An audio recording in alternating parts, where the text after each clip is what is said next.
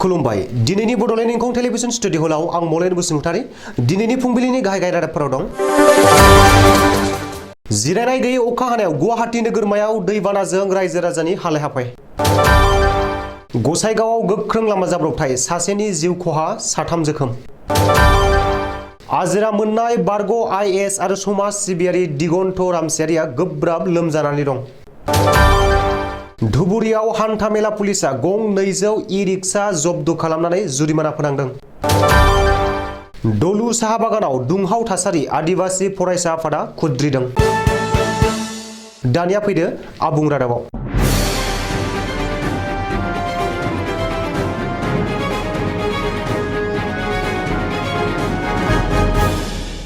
रायजोआव जिरायनाय गैयै गोबां अखा हानायाव गुवाहाटी नोगोरमानि गोबां दाब दाब जायगायाव दैबानाजों रायजो राजाया जोबोर हालाय हाफाय जानांदों।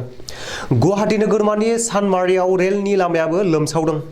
गारि मटर खारग्रा लामायाबो जोबोर गाज्रि गोहोम गोग्लैदों। लोगोसेनो रुक्मिणी नगर, एनिल नगर, सिलपुकुरि, बेलथला, हाथिगाव गोबां ओनसोलाव गारि मटरखौनो सालायनो हायैलाय थालिरनि नावजोंसो हान्थियारिफोरा थांलाय फैलाय खालामदों। गुवाहाटी नोगोरमानि मेयर मृगेन सरनिया खौरांगिरिनि सिगाङाव फोरमायदों दि बैफोर लामानि दैखौ थाबैनो फोराननो हाथ'नाय नङा। अब्लाबो नाथाय मिउनिसिपालिटि कर्परेसना नाजागासिनो दं।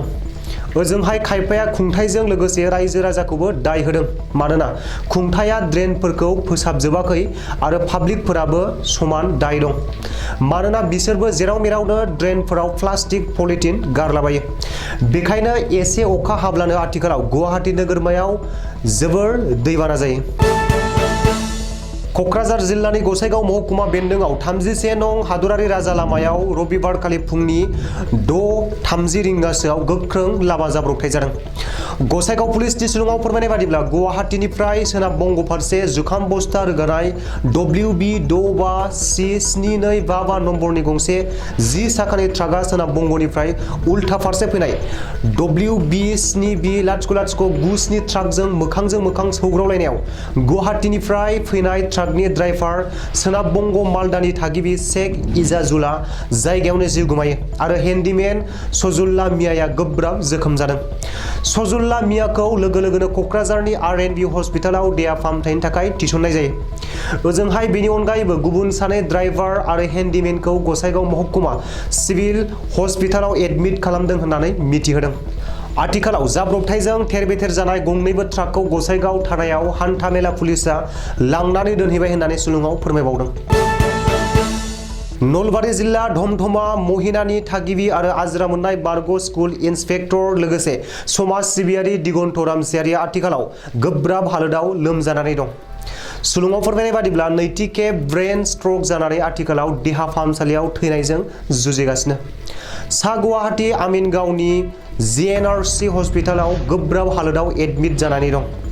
बे खौरांखौ मोननानै बर' रेबग्रा जथुमनि आफादगिरि राजेन बसुमतारी आरो गाहाय नेहाथारि आनन्दराम औवारिमोनहा दिगन्त रामसियारिनि देहाया थाबैनो गाहामाव फैफिनथों एबा गाहामाव फैथों होननानै अबंलावरिनाव आर'ज गाबदों।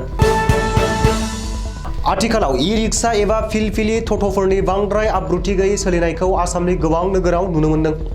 रबिबारखालि धुबुरी नोगोराव हान्थामेला पुलिसा गासै गं 200 इ-रिक्सा एबा फिलफिलि ट'ट' गारिखौ जब्द खालामनानै जुरिमाना फोनांदों। हान्थामेला पुलिसनि सुलुङाव फोरमायनाय बादिब्ला बिसोरनि बांसिनानो जेबो रेजिस्ट्रेशन गैया आरो नाम्बार प्लेटबो गैया। लोगोसे आथिखालाव इ-रिक्साफोरनि थाखाय नोगोरनि लामाया बांसिन समावनो जाम जानानै थायो। जाहोनाव गोबां लामा हान्थियारिफोरा जोबोर उसुबिदायाव गोग्लैयो। ओजोंहाय खायफाया ट्राफिकनि नेमखान्थिजों सोलिया। बेखायनो बे हाबाफारिखौ पुलिसा लानो गोनां जादों होननानै सुलुङाव फोरमायबावदों।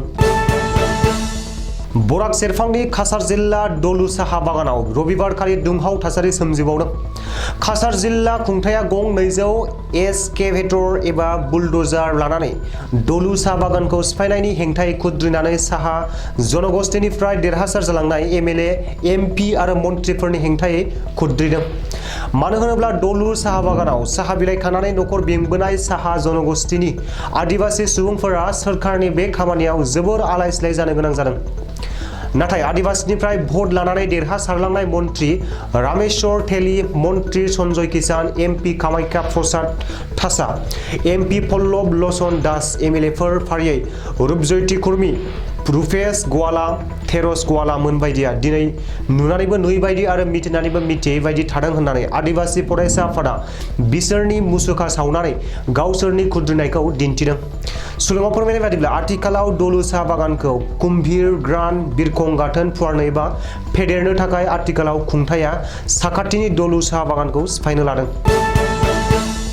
दिनैनि रादाबा एसेनोसै, गोजोन्थों।